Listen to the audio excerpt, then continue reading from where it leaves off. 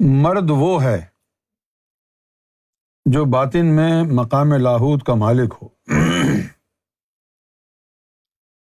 ظاہر میں شریعت محمدی کا عامل ہو اور بال برابر بھی شریعت کے خلاف نہ چلے۔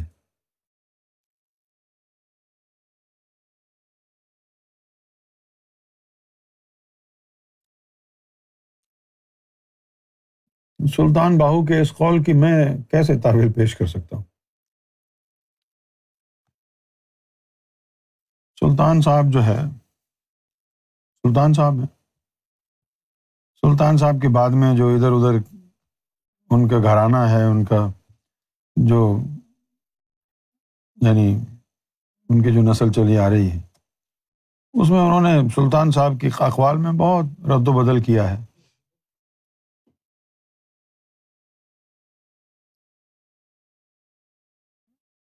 کہ بال برابر بھی شریعت کے خلاف نہ چلے، بال برابر بھی۔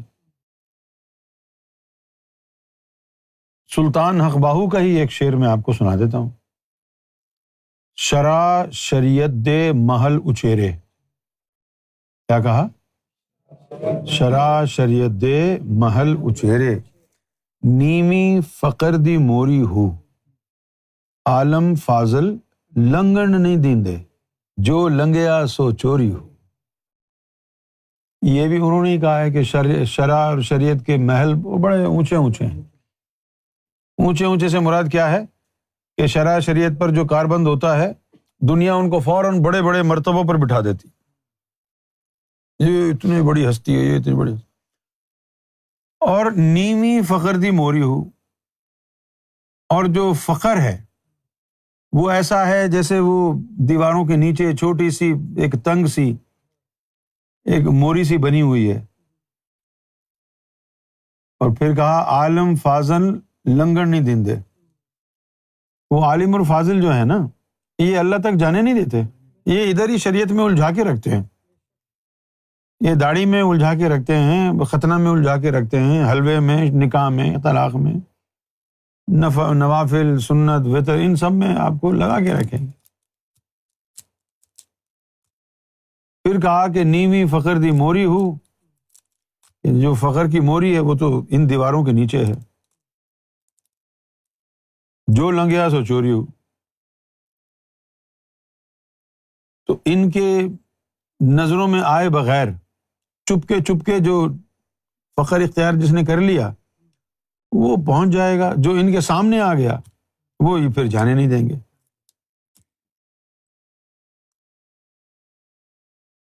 میں جس نتیجے پر پہنچا ہوں وہ یہ ہے کہ جس کا باطن منور ہو، روشن ضمیر ہو، تو شریعت پر کامل ہونا نفس کی طہارت سے تعبیر ہے، کیونکہ اس کو باطنی شریعت بولتے ہیں،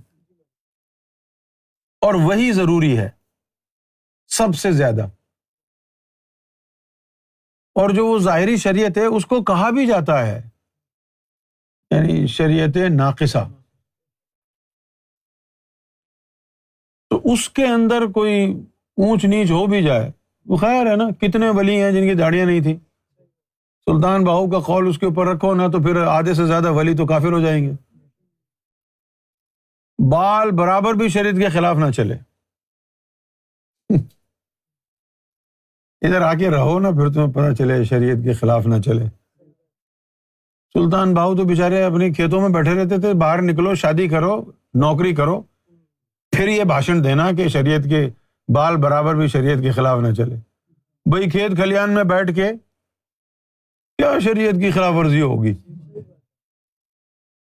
جب جنگل میں بیٹھ کے مراقبہ کر لیا، اوے دنیا میں رہو، جنگلوں میں رہنا جانوروں کا کام ہے، چند دن کے لیے جاؤ، چلے مجاہدے کر کے واپس دنیا میں آؤ، یہ دنیا میں رہنا مردوں کا کام ہے، جنگل میں تو عورتیں جا کے رہتی ہیں۔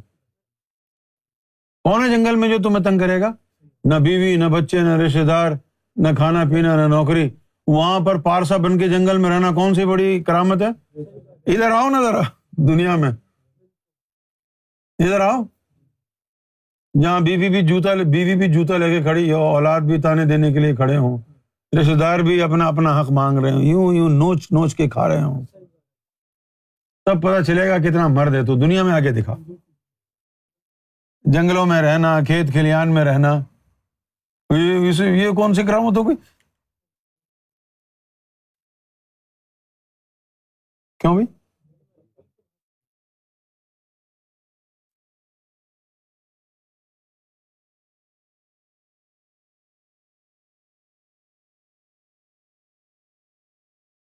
اس عورت کو سلام جس کا شوہر اسے مارتا ہے الرا ٹی وی دیکھنے پر، پھر بھی چپ چپ کے دیکھتی ہے، سرکار کی تصویروں کو دیکھ کے روتی رہتی ہے، اور ایمان جو ہے اس کو نہیں چھوڑتی۔ یہ ہے نا تزکیہ۔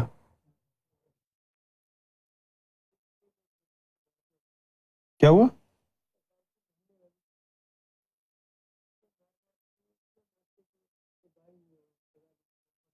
نہیں یار، کب؟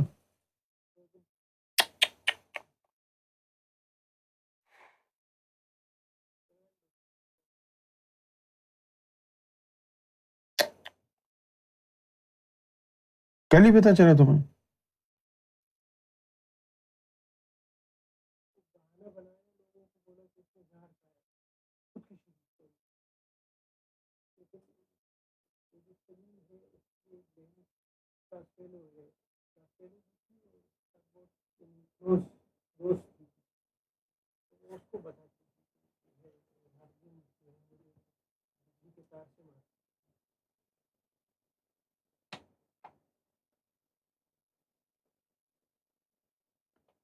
بغیرت لوگ ہیں یار۔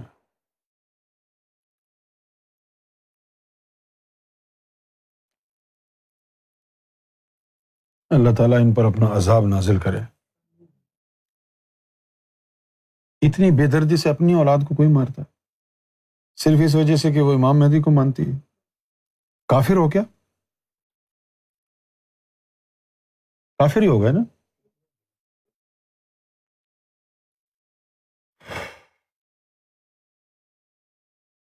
چلو بھائی آگے۔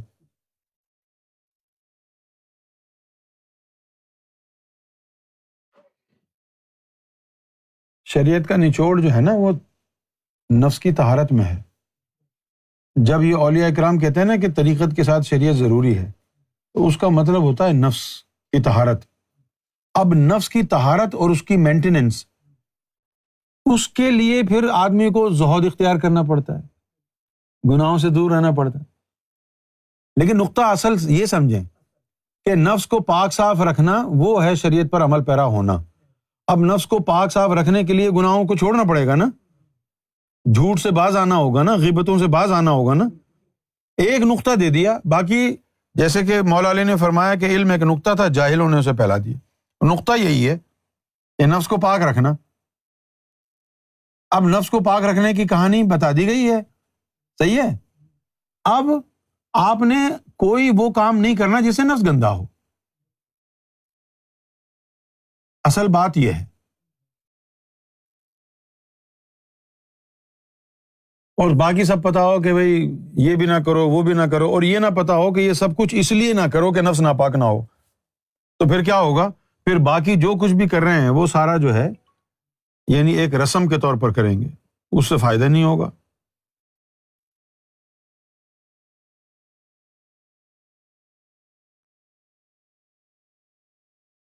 یار میں جو سمجھاتا ہوں باتیں سمجھ میں آتی ہیں کہ نہیں؟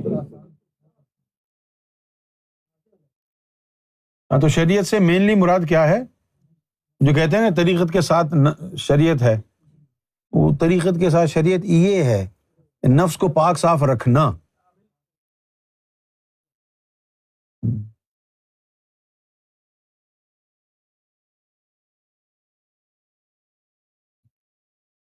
اب بھائی جب شریعت کے بغیر طریقت ہو ہی نہیں سکتی، تو پھر یہ علامہ اقبال کی داڑھی کیوں نہیں تھی؟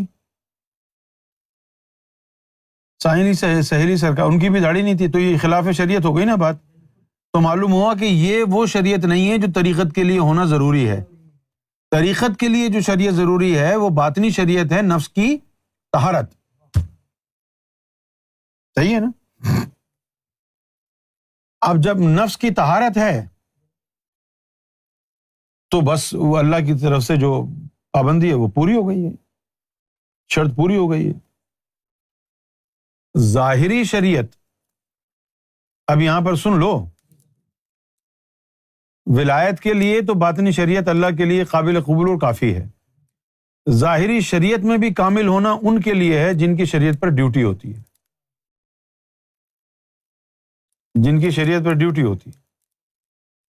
اب جیسے غوث پاک تھے تو ان کی ڈیوٹی تھی نا، ان کو ہر وقت حالت صحب میں رہنا پڑتا ہے نبی کی طرح، ہر وقت۔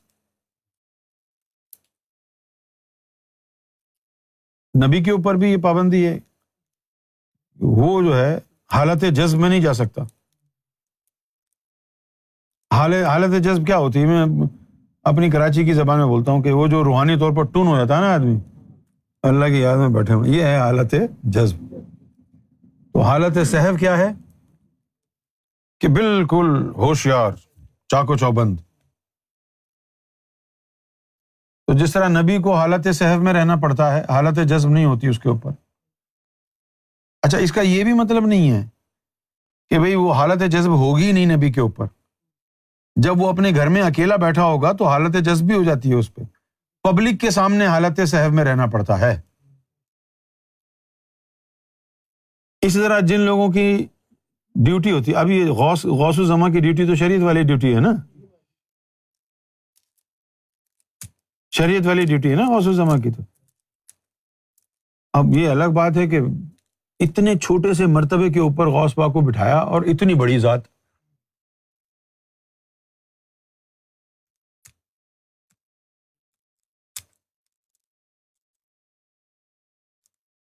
ان کو قطب الاقطاب بھی ان کا لقب تھا، غوث الاغیاث، قطب الاقطاب، محبوب سبحانی، محبوب ربانی، مختلف خطابات۔ اچھا، اب جو جن کی ڈیوٹی شریعت پر نہیں ہے، جن کی ڈیوٹی شریعت پر نہیں ہے، تو وہ اگر پبلک نہ ہو تو وہ پھر جسم سے نماز ہی نہیں پڑھتے۔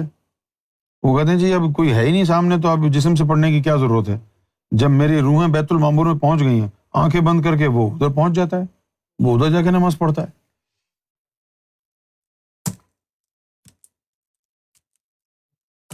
لیکن دنیا کو تو پتہ ہی نہیں ہے، یہ نہ دنیا کی پہنچ ہے کسی کی روح تک جو یہ دیکھے کہ بھئی اس بندے کی نماز اس وقت مسجد نبوی میں کھڑا ہے حضور کے پیچھے، یا بیت المعمور میں ہے، یا عرش الہی پر ہو رہی ہے۔ لوگوں کو کیا پتہ تو کہاں کھڑا ہے؟ لوگ تو یہ تیرا جسم دیکھیں گے، یہ مسجد کو جائے گا تو کہیں گے ہاں بھئی یہ مسجد میں گیا تھا، اور یہ نہیں گیا تو پھر یہ کہیں گے یہ بے نمازی تھا، کیونکہ لوگوں کو تو صرف جسم نظر آ رہا ہے۔ لہٰذا اب جس کو بٹھایا ہے ڈیوٹی کے اوپر، تو اس کو لوگوں کے ساتھ نماز پڑھنی پڑے گی، لوگوں کے ساتھ روزہ رکھنا پڑے گا، کیونکہ وہ دیکھیں گے اس کو۔ اگر وہ دیکھیں گے ارے ہم کو تو روزے نماز میں لگا دیا، خود تو پڑھتا نہیں، تو سب بھاگ جائیں گے، کون مرشد مانے گا اس کو، ہے نا؟ جن لوگوں کی ڈیوٹی لگائی ہے ان لوگوں کو یہ ساری چیزیں کرنی پڑتی۔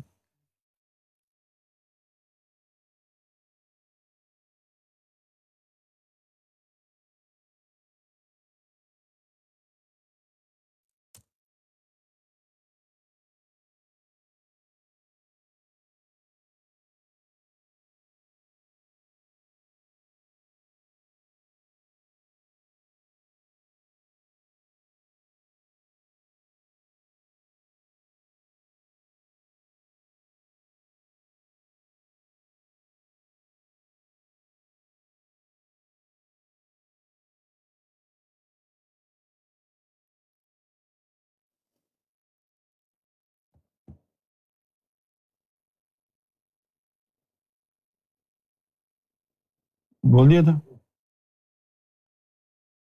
کسی نے ہم سے کہا کہ ہم سرکار سے جڑے نہیں۔ اس بات سے ہم بہت پریشان ہیں، ہماری عقل اور دل کہہ رہے ہیں کہ ہم سرکار سے جڑے ہیں۔ کیا ہمارا دل جو کہہ رہا ہے وہ سچ ہے، یا جس نے یہ کہا کہ یہ سچ ہے؟ جو یہ کہہ رہا ہے اس سے پوچھو تم جڑے ہوئے ہو؟ بھائی آپ لوگوں کی کیوں سن رہی ہیں، لوگوں کی بات کیوں مان رہی ہیں بھائی؟ یہاں ہم سے پوچھیں نا، ہم یہاں پر لوگوں کو نشانیاں بتاتے ہیں کہ سرکار سے جس کی نسبت جڑ جاتی ہے اس کی نشانی کیا ہے، اس کا ایمان کیسا ہوتا ہے، یہ ہم بتا رہے ہیں۔ اب تم ادھر ادھر لوگوں کی باتیں سن کے پریشان ہو جاؤ گی۔ ہم سے پوچھو، ہم سے ڈسکس کرو، یہ بات ہم بتائیں گے آپ کو کہ سرکار سے جو جڑا ہوتا ہے اس کا ایمان کیسا ہوتا ہے، اس میں کیا نشانیاں ہوتی ہیں۔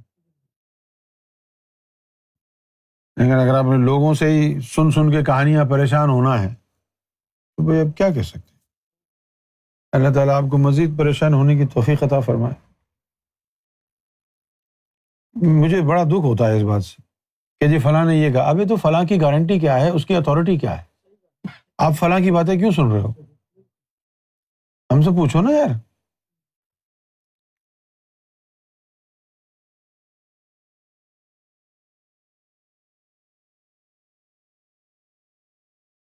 اور فلاں جو لوگ ہوتے ہیں ان کو بھی بڑا شوق ہوتا ہے چودھری بننے کا۔ ہر آدمی جو ہے وہ مشورہ دینے کے لیے تیار ہے کہ تو کامل ہے، تو یہ ہے، تو وہ ہے۔ یہ تعلیم روزانہ اس لیے دی جا رہی ہے، اس تعلیم کی روشنی میں پرکھو، پہچانو آپ کو، اپنے آپ کو، کہ بھئی سرکار سے جو جڑے ہوئے ہیں ان کی نشانیاں کیا ہیں، روز تو بیان ہوتی ہیں۔ سب سے بڑا مسئلہ یہی ہے، آپ سب لوگوں کو چاہیے کہ لوگوں کو اس بات کا جو ہے، اس بات کی نصیحت کریں۔ اس تمام مسائل کا حل یہ ہے کہ آپ روزانہ لائیو دیکھیں، اس بات کی تبلیغ کریں، جہاں جس سے بھی ملاقات ہو اس کو یہ بات ضرور سمجھیں کہ بھئی محفل میں آؤ، محفل میں آؤ۔ ذکر وکر بھی جن کو دیتے ہیں ان کو ایک نصیحت یہ بھی کرو، محفل میں آؤ، محفل میں آؤ۔ یہاں روزانہ ڈسکشن ہو رہا ہے نا ہر بات پہ۔ اکثر لوگ کہتے ہیں کہ محفل میں بیٹھے ہوتے ہیں، بہت سے سوال ذہن میں ہوتے ہیں لیکن ان کا جواب مل جاتا ہے، کوئی نہ کوئی کر لیتا ہے ادھر ادھر سے، ان کا جواب مل جاتا ہے۔ اور پھر روزانہ نور کا ایک کوٹا ہے جو لوگوں کو ملتا ہے محفل میں آنے سے۔ اگر آپ نہیں آ رہے ہیں تو پھر سستی ہے نا آپ کی۔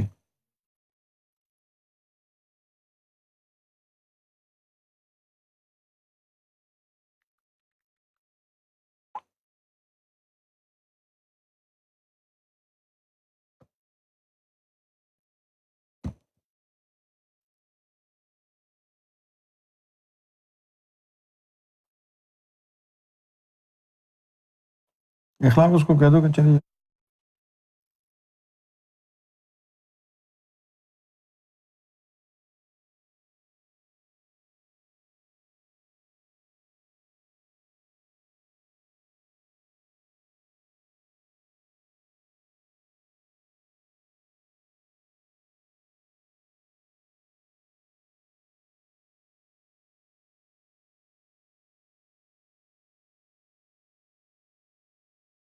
السلام علیکم، میں تھائی لینڈ میں ہوں،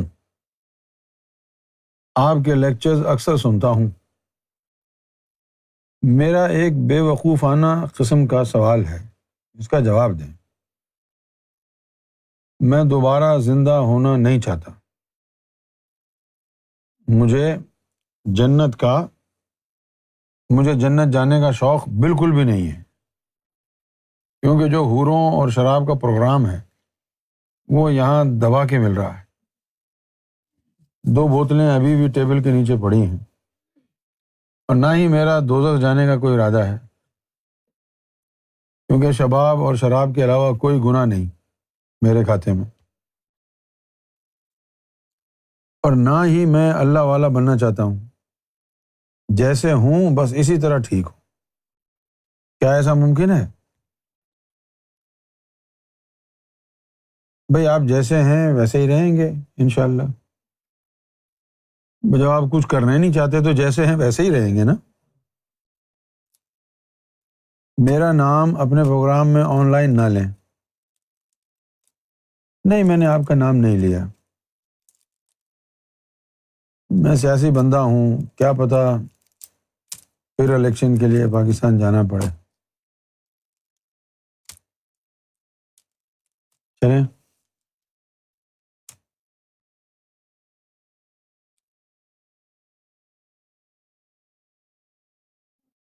اللہ تعالیٰ آپ کے من کی مراد پوری کرے۔